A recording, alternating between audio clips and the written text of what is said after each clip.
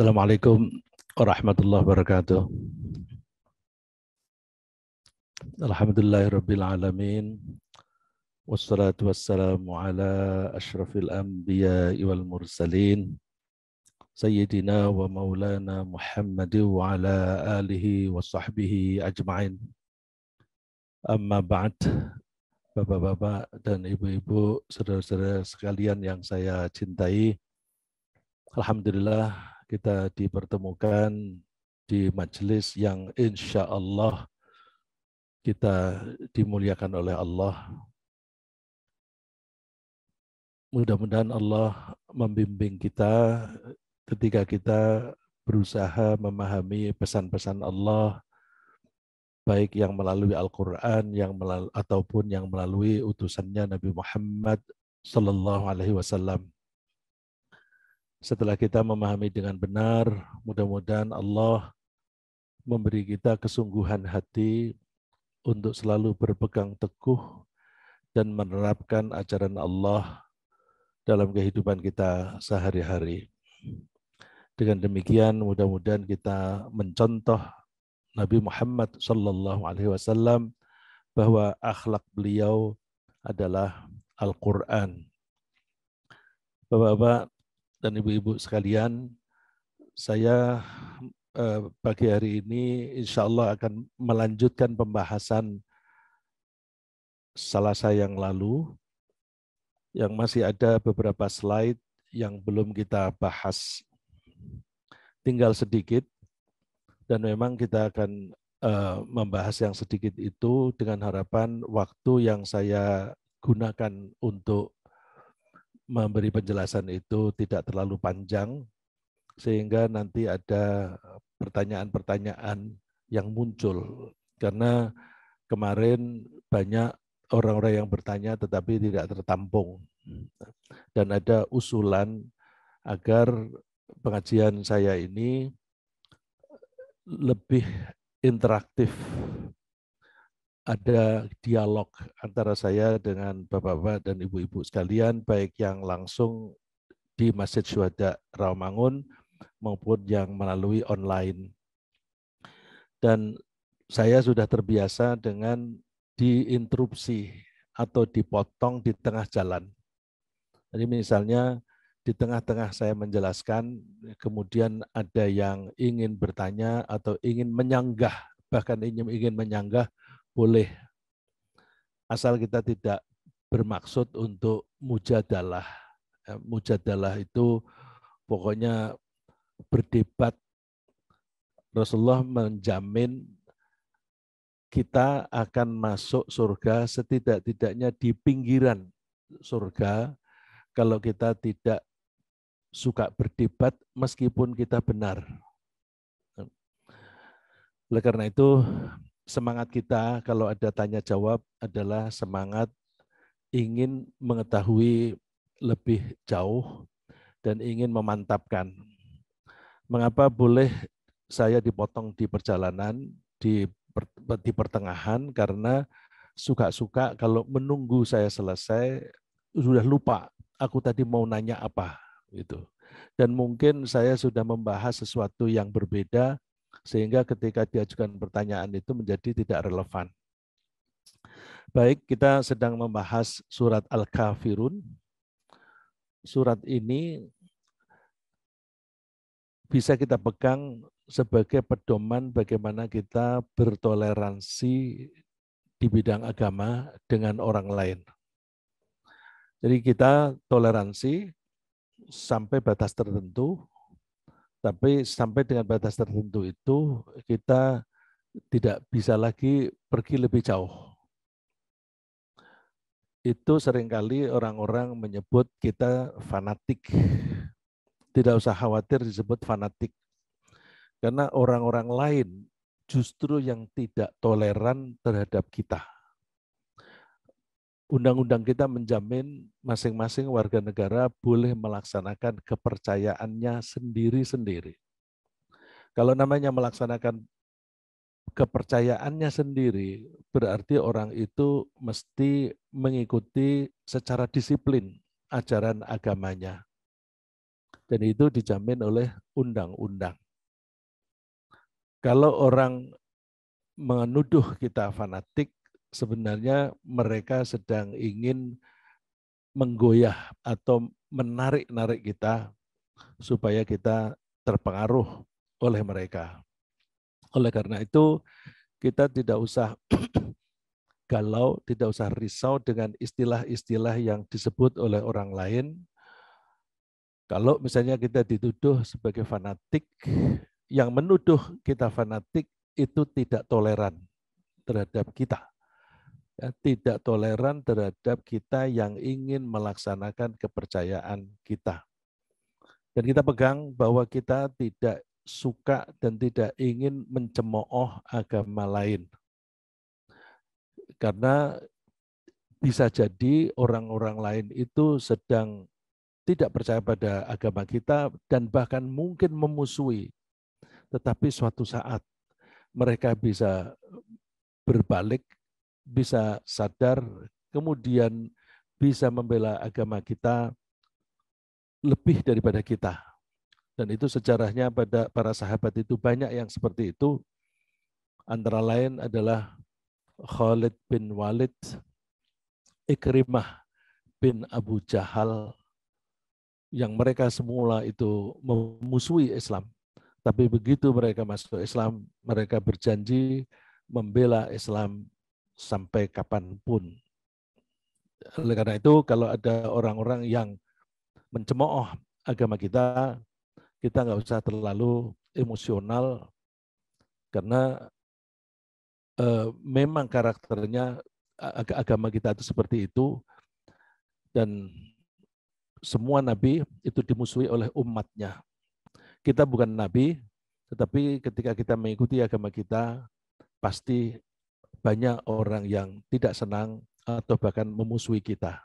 Ya, yang penting kita menanamkan pada diri kita keyakinan, sehingga kita berbuat apapun, berperilaku bagaimanapun sesuai dengan keyakinan. Orang Islam tidak boleh berperilaku atau bertindak secara ragu-ragu.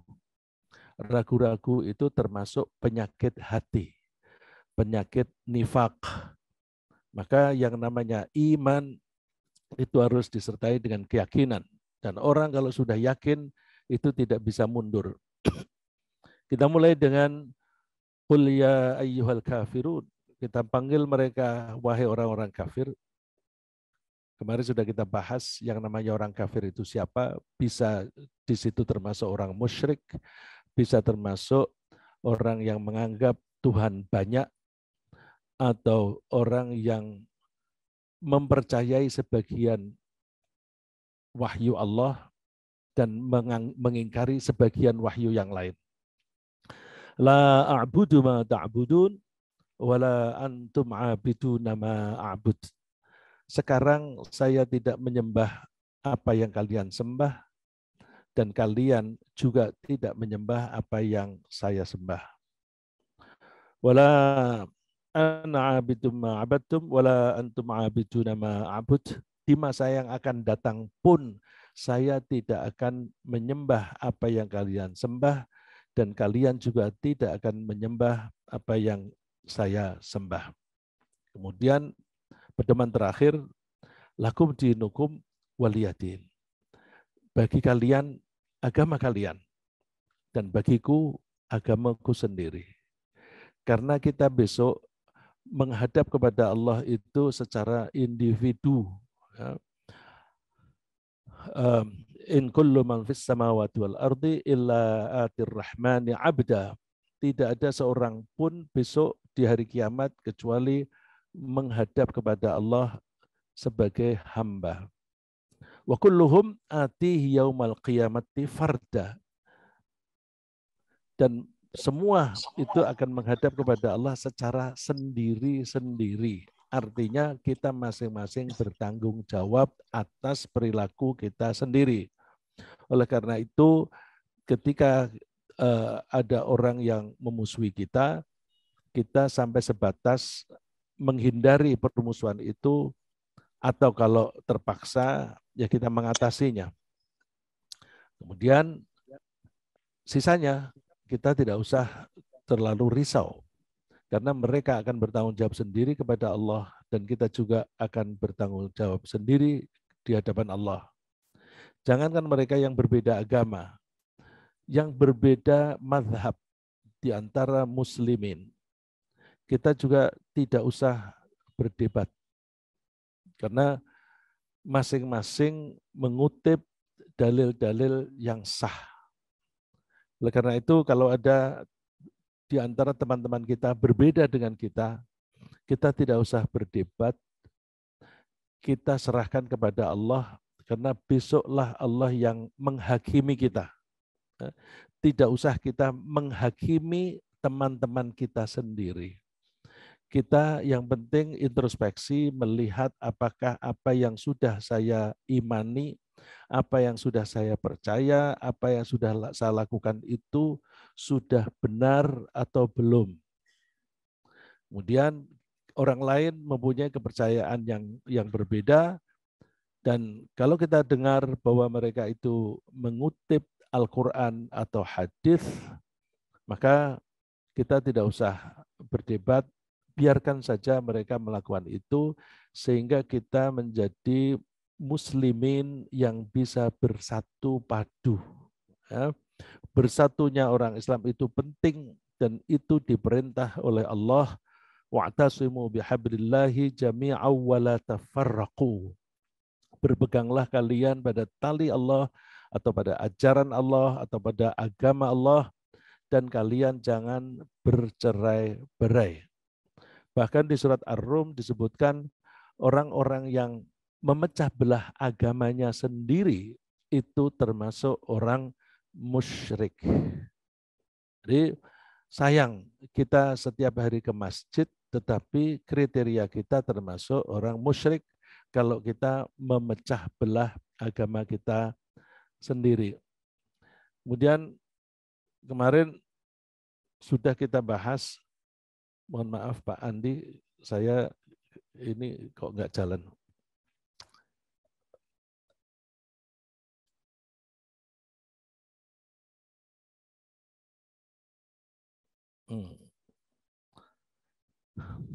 Tiap pihak itu bertanggung jawab sendiri di hadapan Allah.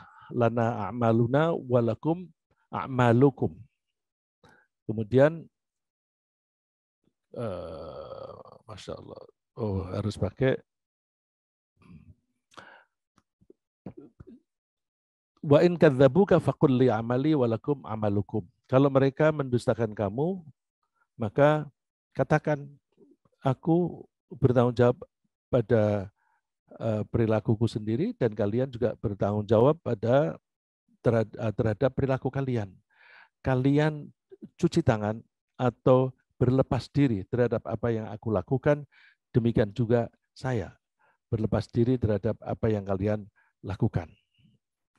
Nah, kita diwanti-wanti oleh Allah, ya ayyuhalladzina amanu la tattakhidul kafirina awliya'a min dunil mu'minin. Wahai orang yang beriman, jangan kamu jadikan orang kafir.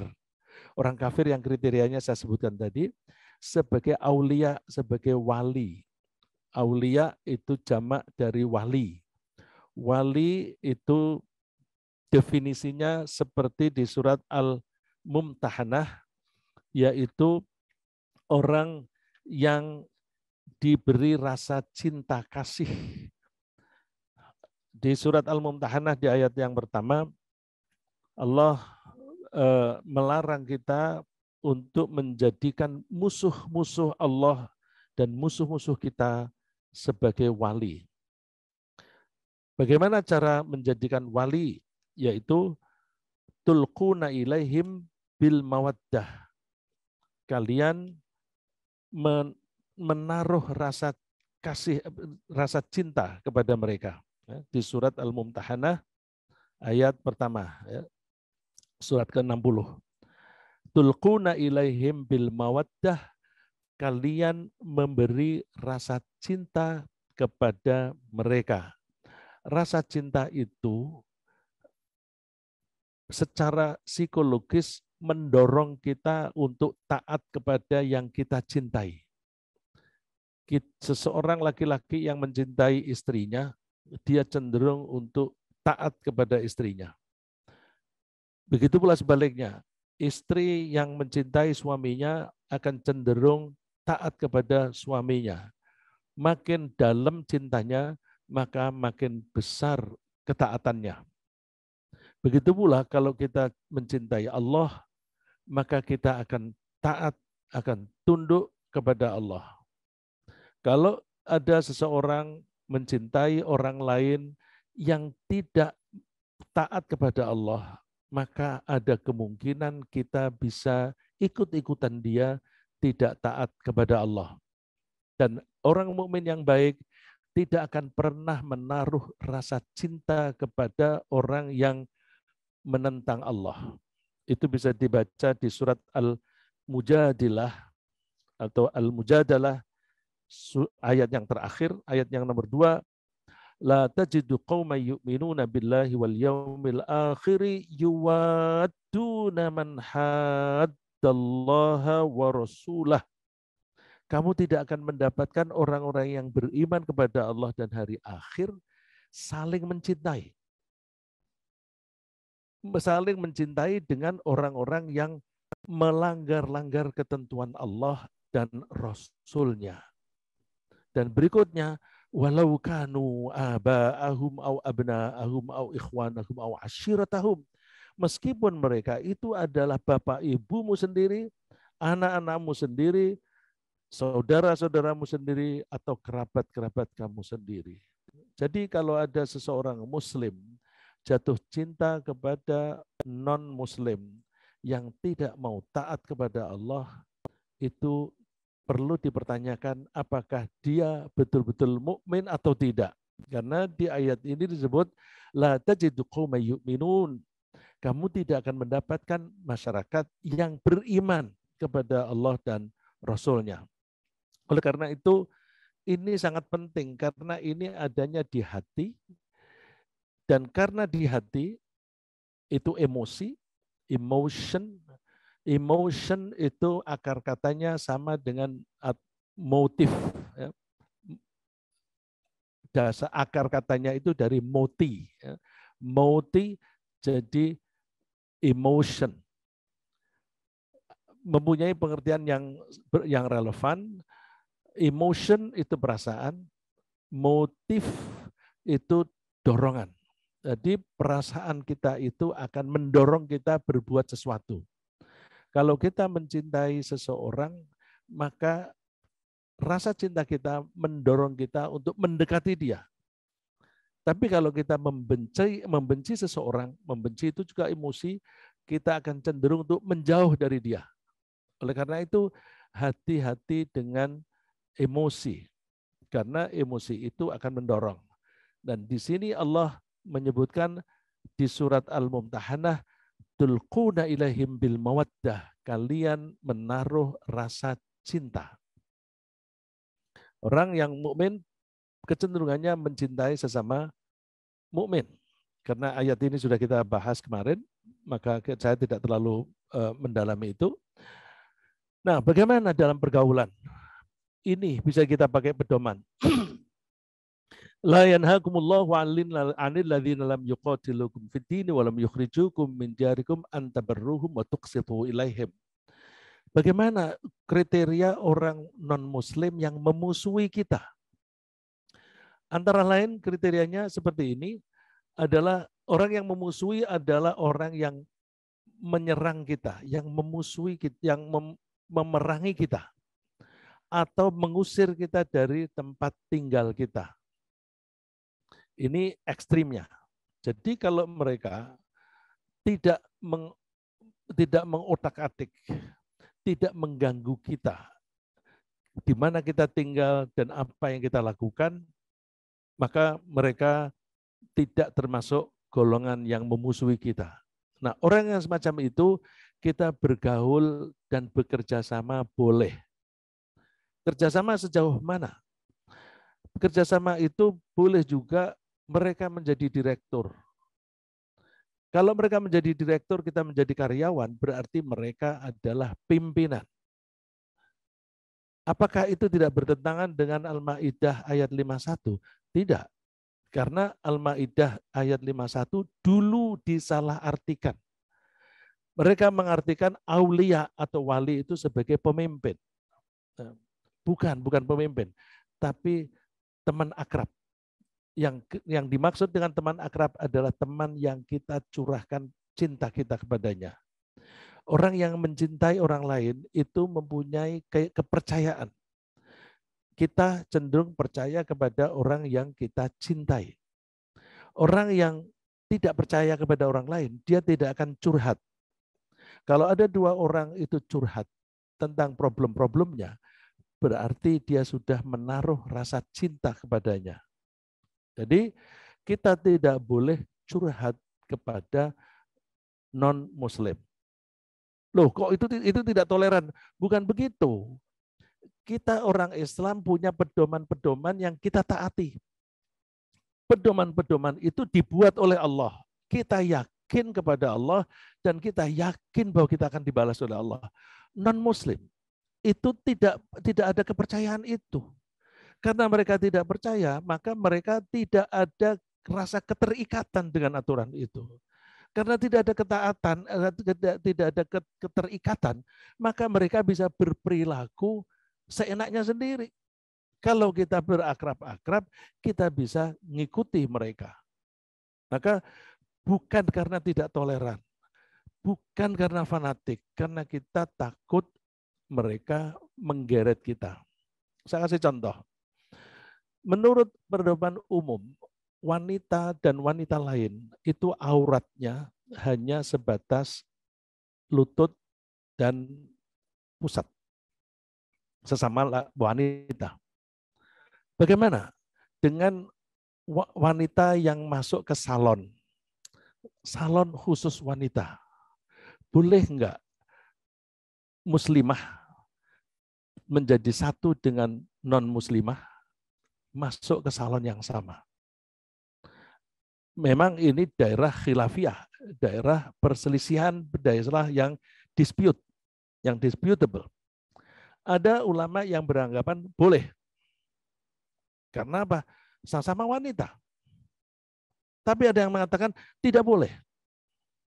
Karena apa? Ini semangat spiritualnya. Bahwa kalau muslimah, dia ada ketundukan kepada Allah. Ketundukan itu apa? Antara lain orang Islam, baik laki-laki maupun perempuan, tidak boleh membuka aib orang lain kepada orang lain lagi. Jadi misalnya saya mengetahui aibnya si fulan. Kemudian saya tidak boleh bercerita kepada orang lain tentang aib itu. Itu pedoman keimanan. Non-Muslim tidak punya pedoman itu. Maka bisa jadi ketika wanita itu, seorang muslimah itu sedang lulur misalnya, bajunya dibuka, punggungnya kelihatan, di situ banyak panu. Anggaplah panu itu satu aib. Kalau itu yang melihat non-muslimah, dia bisa jadi bilang, oh kamu tahu, dia tuh cantik sekali, tapi punggungnya aduh kayak pulau. Islam tidak akan melakukan itu. Karena itu, maka jangan membuka aurat, membuka bagian yang bisa disebarkan oleh orang lain kepada umum. Ya. Oleh karena itu kita bisa memahami kalau ada orang membuka salon khusus muslimah. Bukan khusus wanita, tapi khusus muslimah. Karena dia mencoba melaksanakan ajaran ini. Ya. Jadi ini jangan dianggap sebagai tidak toleran atau fanatik. Karena kita itu ingin melaksanakan kepercayaan kita dan itu dijamin undang-undang. Ya, itu dijamin undang-undang. Kalau dijamin undang-undang, nggak usah ganggu. Yang mengganggu berarti dia menentang undang-undang. Undang-undang itu konstitusi. Orang yang menentang atau mengkritik itu dia tidak konstitusional. Ya, jadi kita punya pedoman. Saya lanjutkan, yang dilarang itu adalah kita menjadikan wali. Jadi kata kuncinya yatawallahum. Yatawallahum dari kata wali. Sesungguhnya Allah hanya melarang kalian dari orang-orang yang memerangi kamu atas nama agama dan mengusir kamu dari rumahmu seperti orang-orang Mekah yang terusir dari Makkah lalu hijrah ke Madinah. Wa dhaharu ala ikhrajikum. Oh, dia tidak memusuhi, tapi membantu. Nah, wa dhaharu ala ikhrajikum, orang yang membantu mereka. Jadi meskipun tidak memusuhi langsung, kalau membantu itu termasuk kriteria ini. Dilarang apa? Antawallahum. Dilarang menjadikan mereka wali. Dilarang menjadikan mereka teman akrab. Kalau teman akrab saja tidak boleh nggak diangkat mereka sebagai pelindung kita? Nggak bisa.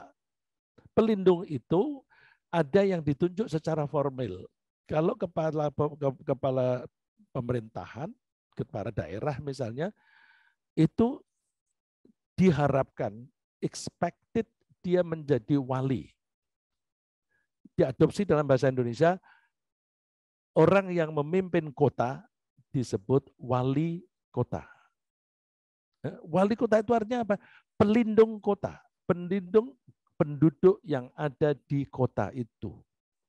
Mestinya kalau kita konsisten dengan bahasa, gubernur pun juga wali provinsi.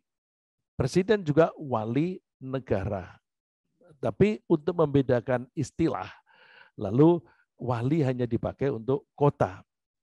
Kabupaten istilahnya sudah beda, provinsi sudah berbeda, dan sebagainya.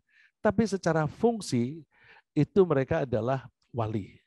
Nah, oleh karena itu, kalau dikatakan wali itu adalah teman akrab, bertentangan enggak dengan yang mengatakan bahwa itu artinya pemimpin? Oh, tidak, tidak. Jangankan menjadikan pemimpin, menjadikan kekasih saja tidak boleh. Ya, jadi justru lebih ketat dibanding dengan menganggap sebagai pemimpin. Saya teruskan bahwa, nah ini ya ayat yang saya kutip tadi, surat Al-Mumtahanah ayat 1. Ya ayyuhalladzina amanu la tattakhidhu aduwwi wa aduwwakum. Jangan kamu jadikan musuhku dan musuhmu aulia sebagai wali, pelindung, teman akrab. Tulquna ilaihim bil mawaddah, kalian menaruh mawaddah, rasa cinta. Wa qad kafaru bima ja'akum minal haqq, padahal mereka itu sudah mengingkari kebenaran, bahkan yukhrijunar rasulah wa iyyakum, mengusir kalian dari rumah kalian. Ini konteksnya, ada seorang wanita yang datang dari Makkah, dia kafir, mengunjungi saudaranya di Madinah. Dia mengunjungi itu setelah perjanjian Hudaybiyah. Menurut perjanjian Hudaybiyah, kalau ada penduduk Makkah pergi ke Madinah atas izin pimpinannya, maka orang itu harus diizinkan pulang kembali ke Makkah. Tapi sebaliknya, kalau ada orang Madinah pergi ke Makkah tanpa seizin pimpinannya, maka dia tidak boleh kembali ke Madinah. Artinya apa? Boleh dipenjara, boleh dibunuh. Itu dirasakan oleh beberapa orang tidak adil. Bahkan Umar pun menganggap itu tidak adil. Tetapi hikmahnya begitu banyak. Jadi Rasulullah itu berbuat itu tidak atas kemauannya sendiri, tapi memang dibimbing oleh Allah Subhanahu wa Ta'ala. Nah, lalu ada saudara yang di Madinah itu menitipkan surat kecil, surat yang berisi kalimat pendek, supaya saudara-saudaranya yang ada di Mekah sementara keluar dulu dari Mekah. Ditanya oleh Rasulullah, kenapa kamu kirim itu setelah ketahuan? Jawabannya, aku hanya ingin mereka tidak terlibat di dalam peperangan. Saya tetap beriman kepada Allah dan tetap beriman kepada Rasul dan sebagainya. Nah, tapi itu berbahaya karena itu bisa membocorkan rahasia perang. Nah, Rasulullah akan menyerbu ke Makkah. Itu dirahasiakan betul-betul. Salah satu contoh merahasiakannya adalah bahwa sampai satu hari sebelum hari H, itu umat muslimin tidak tahu Rasulullah akan mengejak perang kemana. Tapi Rasulullah sudah memerintahkan mereka semua siap-siap perang. Tapi kemana? Tidak tahu. Bahkan Rasulullah membuat trik supaya orang-orang tidak menyangka bahwa kita akan menyerbu Mekah. Caranya gimana? Menyuruh sekelompok orang, coba kamu pergi ke utara, menyebut satu daerah. Itu hanya untuk mengelabui supaya orang-orang mengira, oh Rasulullah mau mengajak perang melawan daerah kekuasaan Romawi. Padahal ke selatan. Kenapa dirahasiakan? Rasulullah ingin menaklukkan Makkah tanpa pertumpahan darah. Supaya Mekah tidak mempersiapkan diri untuk melawan. Kalau mereka mempersiapkan diri, maka akan terjadi pertikaian dan pertumpahan darah. Dan yang terjadi betul-betul tidak ada pertumpahan darah kecuali yang kecelakaan saja yang dipimpin oleh Ikrimah di daerah Mekah. Dan untuk orang Madinah dipimpin oleh Khalid bin Walid. Ya. Jadi cinta itu bisa membahayakan karena bisa menyebabkan kebocoran rahasia. Kalau kita belajar intelijen, banyak intel-intel suatu negara itu memata-matai musuhnya melalui salon atau melalui night club, tapi untuk tingkat elit. Yang ditaruh di situ wanita-wanita yang cantik, yang cerdas. Nanti pelanggannya ketika datang di situ dikorek-korek tentang rahasia negara. Keluar. Dan itu dilakukan banyak sekali di Eropa dan itulah awal dari bisnis nightclub. Kemudian karena itu mendatangkan keuntungan, lalu banyak orang meniru.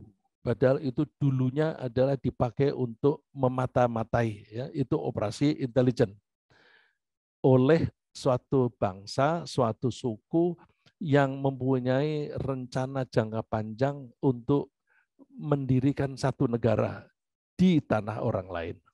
Ya. Saya teruskan. Menyembunyikan cinta kepada musuh juga tidak boleh. Ya. Tusirruna ilaihim bil mawaddah. Kalian merahasiakan rasa cinta itu. Jadi kalau kita diam-diam mencintai jenis yang lain, misalnya kalau kita laki-laki mencintai wanita, tapi non-muslim, itu sudah termasuk di sini. Tusirruna ilaihim bil mawaddah. Kalian menyembunyikan rasa cinta itu. Lalu kita hindari forum yang mengingkari Al-Quran. Ini kemarin saya ceritakan bahwa kalau ada satu forum atau majelis atau gerombol-gerombol, di situ dibahas tentang pengingkaran terhadap Al-Quran, maka kita tidak boleh duduk-duduk atau bergabung dengan mereka. Kalau ada orang Muslim bergabung dengan mereka atau berada di situ, diam saja, dia dianggap bagian dari itu. Orang Islam kalau melihat sesuatu yang mungkar, itu kewajibannya adalah mencegahnya. Mencegah itu bisa dengan tangan, dengan kekuasaan, bisa dengan lisan, kata-kata, dengan nasihat. Kalau tidak bisa, dengan hati. Dengan hati gimana? Tinggal, pergi. Salah satu contoh yang sederhana, suka-suka ada orang main gaple, taruhan. Lalu terus teman-temannya nonton. Nonton orang gaple siapa yang terampil. Dia hadir di situ, diam saja, itu sama dengan dia ridho terhadap perbuatan itu. Kalau dia ridho, dia dosanya sama dengan yang main. Jadi kalau ada orang gaple, orang berjudi, jangan nonton. Kalau bisa, kita usir. Kita suruh bubar. Kalau nggak bisa, kita nasihati. Kalau nggak bisa, pergi aja kita. Itu maksiat. Bagaimana dengan kekafiran? Kalau ada orang di situ memaki-maki Tuhan itu termasuk menuduh Allah punya anak. Itu sama dengan memaki-maki Tuhan. Gambarannya di surat Maryam. Wa qalu takhadar rahman walada. Mereka mengatakan Allah itu mengambil anak atau mempunyai anak. Laqad jitum syai'an idda. Sungguh kalian ini mengatakan sesuatu yang ingkar. Takadus samawatu ayyatafattarna minha. Hampir-hampir langit itu pecah. Bumi terbelah. Kenapa? Mendengar tuduhan yang menuduh Allah punya anak. Jadi alam raya ini marah kalau ada orang yang menyekutukan Allah. Dari situ bisa kita pahami kalau ada suatu daerah, kemudian di situ ada bencana, dan ternyata perilaku orang-orang di daerah itu mengingkari ajaran Allah, maka kita bisa pahami, oh mereka marah. Ya, mereka marah. Saya dulu pernah membuktikan ada kejadian misalnya di Galunggung, itu terjadi waktu bencana. Kebetulan yang ditugasi oleh kantor saya, teman, keturunan Cina, agamanya Nasrani. Tapi hubungan saya baik dengan dia. Dia Cina, tapi dia dari Jawa, dan saya kalau ngomong sehari-hari pakai bahasa Jawa. Saya bilang, aku titip pertanyaan dong, tapi tidak untuk dipublikasikan, untuk pengetahuan kita sendiri. Pertanyaannya begini, bahwa di Al-Quran, ya saya tahu dia Nasrani, tapi saya ngomong ini biasa kalau namanya wartawan itu curious, ya ada ingin tahunya itu besar. Di Quran itu sering kali disebut kalau ada bencana itu ada hubungan dengan perilaku orang yang ada di daerah itu. Tolong cari tahu kelakuan orang di daerah yang terkena bencana. Pulang dia cerita, betul mereka itu sudah hidup bebas. Perzinaan antar tetangga itu biasa. Mereka kena bencana. Jadi ada kaitannya. Nah, kalau kita baca di surat Maryam tadi, surat Maryam ayat 90 sampai 92. Takadus samawatu yatafattarna minhu wa tanshaqqul ardu wa takhirru jibalu hadda. Langit-langit itu hampir saja pecah, menahan marah. Bumi juga hampir terbelah. Gunung-gunung pun hampir roboh. Kenapa? Anda'au lirrahmani walada. Karena mereka menuduh Allah mempunyai anak. Padahal wa ma yanbaghi lirrahmani ay yattakhidha walada. Tidak layak Allah itu punya anak. Nah, kalau kita berada di satu tempat, kok di situ dibahas menganggap Allah punya anak, maka kita tidak boleh hadir di situ. Kita tidak boleh tetap berada di situ. Kita harus keluar. Kalau kita tidak keluar, terkena ayat ini. Innallaha jami'ul munafiqina wal kafirina fi jahannama jami'a. Allah akan mengumpulkan orang-orang munafik dan orang-orang kafir semuanya di neraka jahanam. Jadi potensi kita bukan sebagai kafir, tapi potensinya sebagai munafik menurut ayat ini. Padahal siksaan orang kafir dan munafik mana lebih berat? Munafik. Kalau ada orang bertanya, kenapa siksaan orang munafik itu lebih berat daripada orang kafir? Orang kafir kan jelas tidak sholat, tidak percaya kepada Allah. Tapi orang munafik masih suka pergi masjid. Kalau ditanya percaya kepada Allah, tapi kok siksaannya lebih berat? Iya, karena orang kafir itu mengingkari Allah, titik. Mengingkari Allah, titik. Orang munafik mengingkari Allah ditambah dengan bohong. Mengingkari Allah plus bohong. Jadi kalau orang kafir itu mengingkari Allah saja, orang munafik mengingkari Allah plus bohong. Dosanya lebih banyak. Maka kalau dikatakan innal munafiqina fit darkil asfali minan nar, sesungguhnya orang-orang munafik itu ada di level yang paling bawah di neraka, itu pantas karena siksaan mereka lebih besar. Nah, oleh karena itu kita ketika tidak mau bergaul secara intim dengan orang-orang kafir, berlaku juga dengan orang munafik. Orang munafik kita jangan terlalu dekat-dekat. Bergaul boleh, berdagang boleh. Ya ayyuhalladzina amanu la tattakhidhu bitanatan min dunikum la ya'lunakum khabala. Di surat Ali Imran ayat 118. Hai orang-orang yang beriman, janganlah kamu ambil menjadi teman kepercayaanmu. Bitonah. Bitonah itu akar katanya sama dengan batin. Batin yang ada di dalam diri kita itu batin.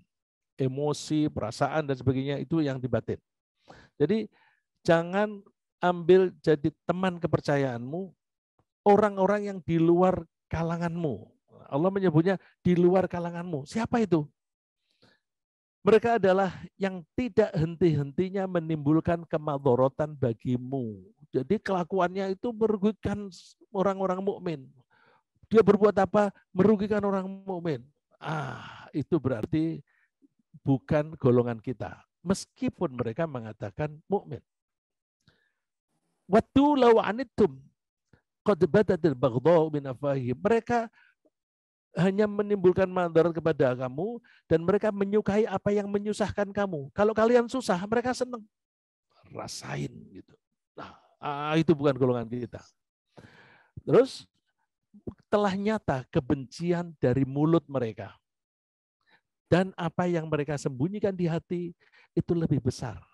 Jadi, omongan kita itu adalah refleksi dari apa yang ada di hati kita, apa yang ada di pikiran kita, apa yang ada di perasaan kita. Itu omongan kita. Nah, ibaratnya kalau kita mencoba memahami ini secara ilustratif, ya, qad batatil baghdha min afwahihim. Kebencian itu kelihatan di bahasa mereka, tapi wa ma tukhfi suduruhum, apa yang mereka simpan itu lebih besar. Ini ibaratnya iceberg. Es, apa namanya? Gunung es. Gunung es di laut yang kelihatan itu sedikit tapi di bawahnya lebih besar. Orang yang benci kepada mereka, omongannya itu menunjukkan kebencian.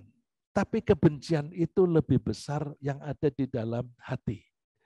Jadi kalau kita ingin melihat orang ini kelompok kita apa bukan? Saya bilang kelompok kita itu di sini istilahnya min dunikum, yang bukan kelompok kalian. Orang ini kelompok kita enggak.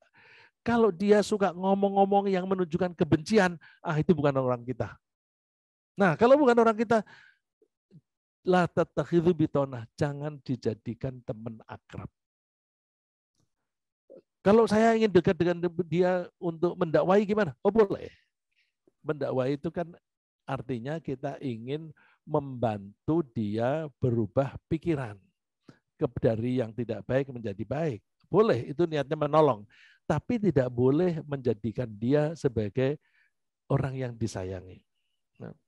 Qad bayyana lakumul ayati in kuntum taqilun. Sudah jelas ayat-ayat bagi kalian kalau kalian memang mau berpikir. Kenapa begitu? Karena orang-orang munafik itu menyimpan dendam. Antum ula itu hibbunahum wala yuhibbunakum. Wa tu'minuna bil kitabi kullih. Itulah mereka. Kamu menyukai mereka, tapi mereka tidak menyukai kamu. Kok bisa ya? Ada satu orang menyukai orang lain, si A menyukai si B, padahal si B tidak menyukai si A. Kok bisa terjadi akrab? Biasanya ada interest. Ya, biasanya ada interest. Interestnya apa? Biasanya sih yang ada hubungannya dengan hawa nafsu. Hawa nafsu contohnya apa? Duit dan kekuasaan. Jadi kalau kita bisa melihat, kok bisa ya si A berakrab-akrab dengan si B. Padahal si B itu jelas dia itu memusuhi Islam. Itu kira-kira karena ada interestnya. Kenapa? Kok si A itu tahu bahwa si B itu membenci, tetapi kok disukai? Salah alamat. Karena dia tidak memakai pedoman Allah sebagai Tuhannya, tetapi dia menganggap Tuhannya adalah uang. Dan orang menganggap uang sebagai Tuhan itu tidak hanya di daerah kita saja. Seluruh dunia itu semacam itu. Sehingga ada orang yang bercanda atau dia stres. Dia mengatakan, aku bisa menyingkat seluruh buku-buku tentang psikologi dalam satu kata. Ilmu jiwa, buku apa saja deh. Ringkasannya dalam satu kata. Apa itu? Uang. Semua orang perilakunya menuju kepada uang. Nah, kalau itu yang terjadi, maka semua orang menganggap uang sebagai Tuhan, sebagai yang ditaati. Nah, oleh karena itu, kalau kita ngaji, kita coba kurangi sedikit-sedikit, bahkan targetnya hilangkan. Kita tidak taat kepada duit, tapi kita taat kepada Allah. Ya. Kalian percaya kepada kitabnya Allah semuanya, tapi mereka tidak. Dan mereka mengaku, kalau ketemu dengan kalian, aku ini kan golonganmu, sama-sama. Tapi kalau mereka sedang berkumpul dengan kelompoknya sendiri, mereka bangkitkan kemarahan itu, sialan dan sebagainya. Jadi kita harus hati-hati. Intam saskum hasanatun tasuhum. Salah satu indikasinya adalah kalau kalian mendapatkan kebaikan, mereka sedih. Jadi kalau kamu mendapatkan jabatan, mereka sedih. Kenapa dia yang menjabat? Seharusnya kita. Nah, itu sudah ada rasa kedengkian. Wa intusibkum sayyatu yafrahu biha. Kalau kalian mendapatkan sesuatu yang buruk, mereka senang. Syukurin ya gitu. Tapi sikap kita yang baik gimana? Wa in tasbiru wa tattaqu. Ini pedoman mendasar dan secara umum. Kita berpegang teguh pada takwa dan sabar. Allah menjamin, wa in tasbiru wa tattaqu la yadurrukum kaiduhum syai'a. Kalau kalian sabar dan bertakwa, rekadaya mereka apapun sama sekali tidak akan berpengaruh buruk pada kalian. Ini kita pegang. Ya. Ini termasuk kata-kata Nabi Yusuf. Dia setelah menjalani itu, kemudian dia mengatakan yang penting takwa dan sabar. Saya kira sementara itu supaya ada pertanyaan, saya tunggu dari tadi tidak ada yang mengajukan pertanyaan, maka lebih baik saya berhenti aja dulu.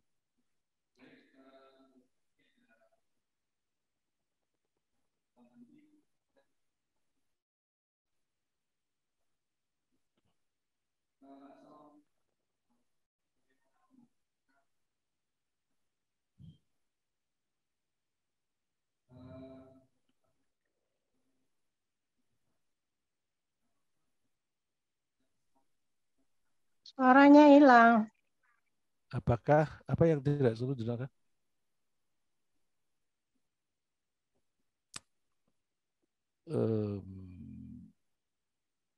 Di chat kok enggak? Oh ya di atas ya. Oh sorry, saya lihatnya ke bawah.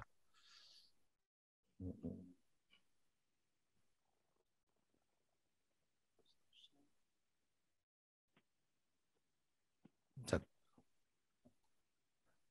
Dari Pak Khairul. Apakah orang munafik itu tidak selamanya di neraka dikarenakan masih ada keimanan di hatinya? Kalau kita baca ayat-ayat yang ada, enggak Pak. Siksaannya justru lebih daripada orang kafir karena keimanannya itu hanya pura-pura. Keimanannya hanya pura-pura. Kalau pura-pura ya tidak dipercaya. Misalnya begini, orang yang pamer itu kan termasuk munafik. Dia datang ke masjid bukan karena taat kepada Allah, tapi karena ingin diakui bahwa dia Muslim juga, nanti kalau aku mencalonkan jadi anggota DPR, pilih aku ya, aku Muslim. Jadi dia datang ke masjid hanya untuk mencari vote. Ya. Maka Allah tidak menerima. Ya sholat, tapi tidak diterima. Yang kedua, apakah orang munafik itu tobatnya Allah terima? Oh, siapapun yang tobat diterima. Orang musyrik pun, yang dikatakan orang musyrik tidak akan diampuni itu kan kalau sampai dengan mati dia masih musyrik, itu tidak akan diampuni. Tapi kalau musyrik kemudian dia sempat bertaubat sebelum mati, masih ada waktu, maka insya Allah bisa diampuni. Dan itu contohnya banyak di antara para sahabat. Bahkan semua sahabat itu dulunya musyrik. Mereka taubat, udah begitu taubat dia sudah bersih. Dari Pak Wikan, ini Dr. Wikan, ya, dia dosen di Bandung. Bagaimana menafsirkan At-Taubah ayat 123, ya ayyuhalladzina amanu qatilul ladzina yalunakum minal kuffar wal yajidu minkum ghilzah. Kalau kita membaca ini, kita mesti lihat konteks. Bahwa orang-orang Mekah itu selalu menyerang. Maka ketika orang-orang mukmin itu menghadapi mereka, harus mengambil sikap yang sama. Mereka itu berusaha membunuh orang-orang muslim, kalau lengah ya dibunuh. Oleh karena itu, ketika perang, ambil sikap yang sama. Perangi mereka, bunuh mereka. Mana yang kamu temukan? Itu situasi perang. Tapi kalau sudah situasi damai, ini tidak berlaku lagi. Jadi ayat ini berlaku dengan konteks situasi perang. Tapi kalau situasinya tidak perang dan mereka tidak memusuhi, ya nggak usah kita memusuhi. Justru kita harus berperilaku baik karena perintah Allah berperilaku baik itu kepada siapapun termasuk non-Muslim. Ya, perintah Allah misalnya di surat An-Nisa ayat 36. Mengabdilah kepada Allah tanpa menyekutukannya. Terus wabil walidaini ihsana, dan berbuat baik kepada orang tua, kepada tetangga, kepada macam-macam, sampai kepada budak. Jadi kita disuruh berbuat baik kepada orang lain, tidak lihat status sosialnya. Mulai dari yang paling tinggi sampai dengan yang paling rendah, kita harus berbuat baik. Dan ayat itu tidak menyebutkan keimanan. Berarti terhadap orang kafir pun kita juga harus baik. Nah, kalau orang kafir itu memusuhi, baru kita tidak boleh. Ya, jadi kita mesti berprasangka baik dulu. Dengan orang non-Muslim, kita berbuat baik. Kalau sudah terbukti orang itu memusuhi, baru kita ambil tindakan. Ya, jadi bukan lalu terus kita mentang-mentang pokoknya non-Muslim kita harus bersikap keras. Nanti dulu, lihat. Tidak semua kasus sama. Ya. Satu lagi kepada Pak Endi Bayuni.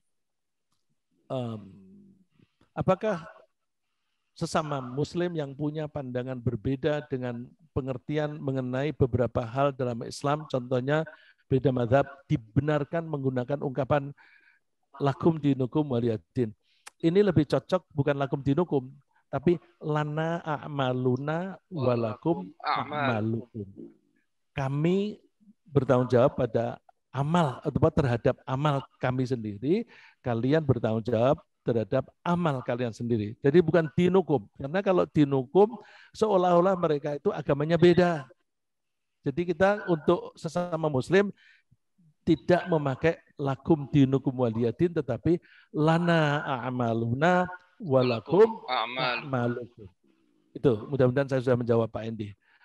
Pak Yusuf dari Bintaro ini ya. Kalau ada yang mengolok-olok Allah, maka alam semesta marah. Apakah sebaliknya berlaku, maksudnya kalau ada yang berzikir, maka alam senang? Insya Allah ya. Insya Allah ya.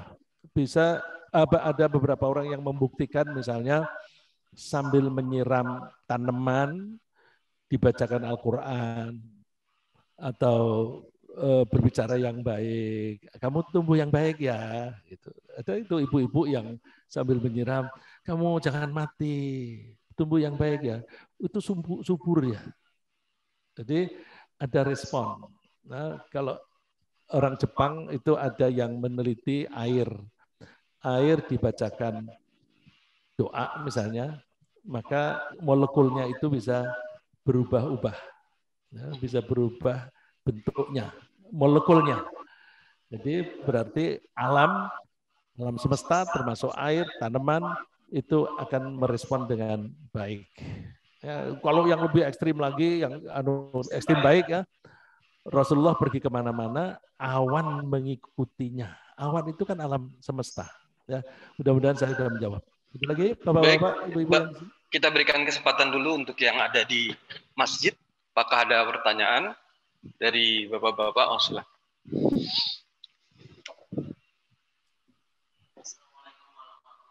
Waalaikumsalam.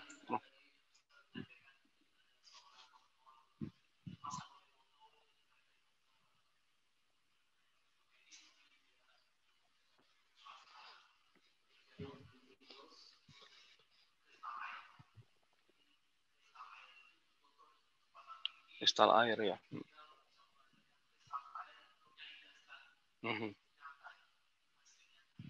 Ya.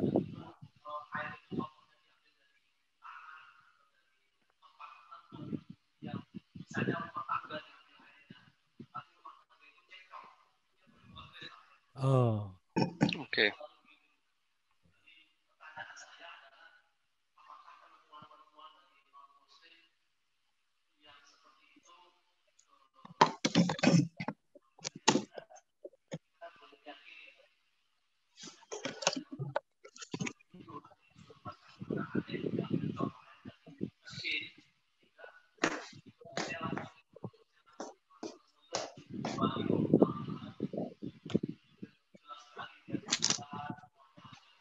Suara aja. Ya, sebentar ya Pak. Ada pertanyaan.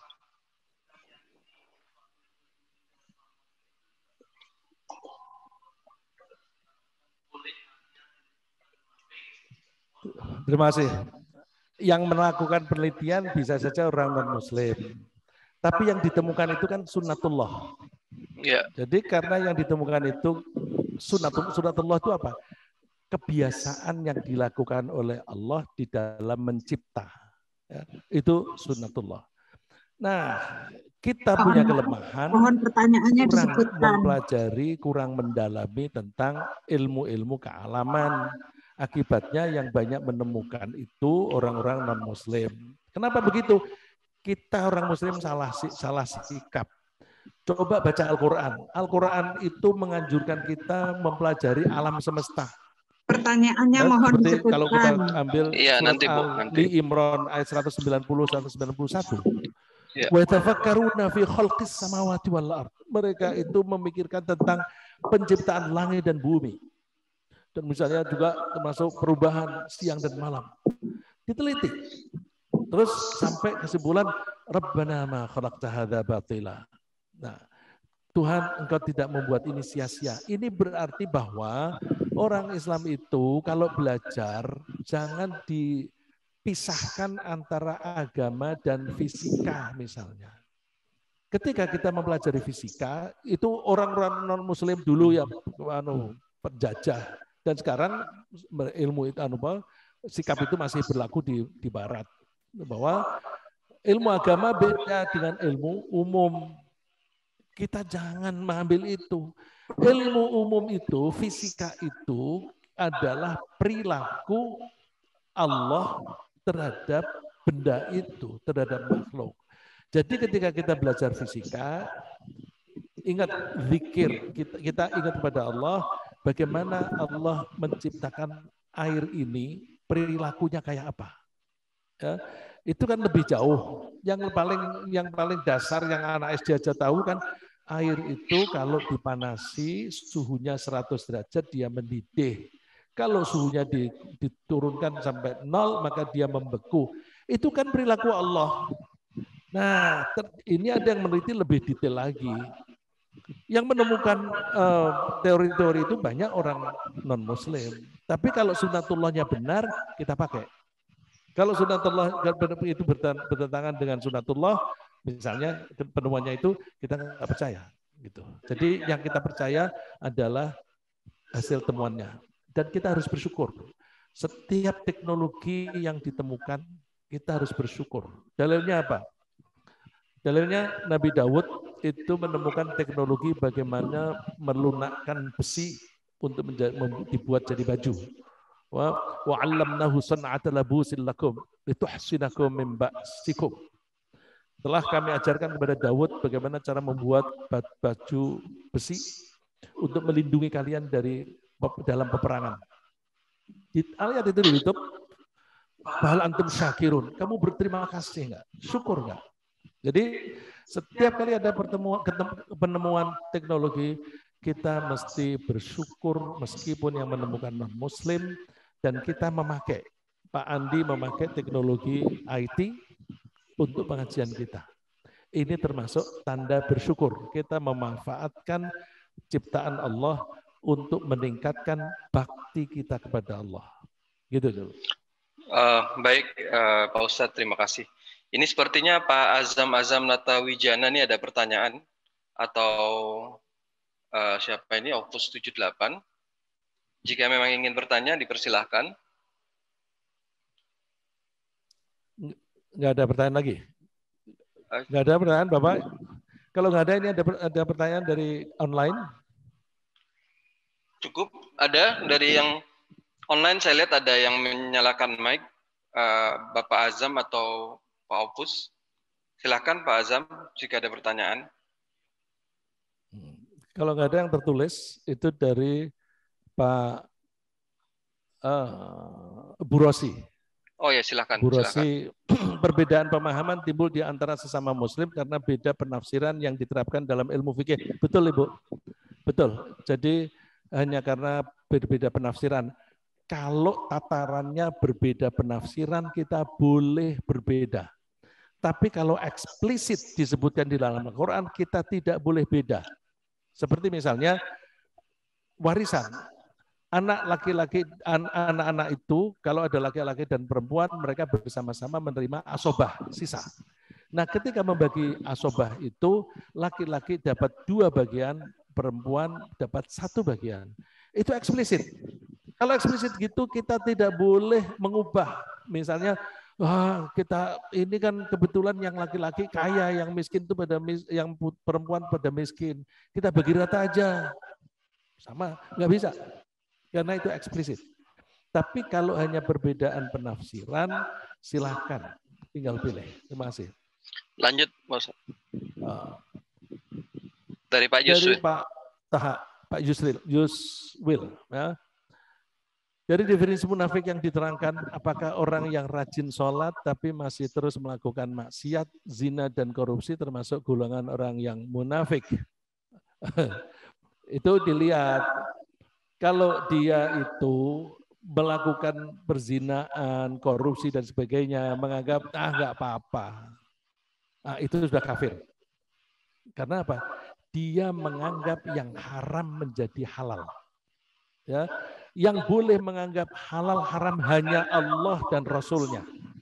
Kalau ada orang yang mengharamkan yang halal, atau sebaliknya menghalalkan yang haram, dia berarti menyaingi Allah dalam hal menentukan halal haram. Oleh karena itu, karena menyaingi Allah, dia sudah musyrik. Kalau ada orang korupsi, nggak apa-apa. Indikasinya apa? Omongannya misalnya begini, itu kan nasib aja, itu semuanya kan korupsi, nasib aja. Jadi dia menganggap itu hal biasa yang tidak menjadi dosa. Itu bisa dianggap dia sudah keluar dari Islam karena menghalalkan yang haram. Tapi kalau dia ketika berzina, dia meyakini, Tuhan, aku ini pengennya meninggalkan ini, tapi kok sulit. Misalnya, aku tahu ini dosa, tapi aku sulit menghindari ini. Misalnya seperti itu, dia dosa besar. Dosa besar. Tapi dosa besar kalau diulang-ulang, itu menyebabkan orang itu menjadi fasik. Orang fasik itu tempatnya neraka. Jadi apakah dia itu fasik, mukmin yang fasik dan kafir? Istilahnya bisa beda, tapi tempatnya kan sama-sama di neraka. Ya, yang kita pegang tempatnya aja kita nggak mau gitu. Apa artinya nama? Tapi kalau nasibnya begitu, kira-kira begitu, Pak. Kalau terakhir ada, mungkin nih, terakhir Pak dari Pak Suparman itu. Pak Suparman, kalau melihat definisi dan kriteria munafik, mungkin sebagian besar Muslim di Indonesia akan termasuk di dalamnya mengacu pada sepinya jamaah masjid pada waktu subuh dan isya, sedikitnya zakat dan lain-lain.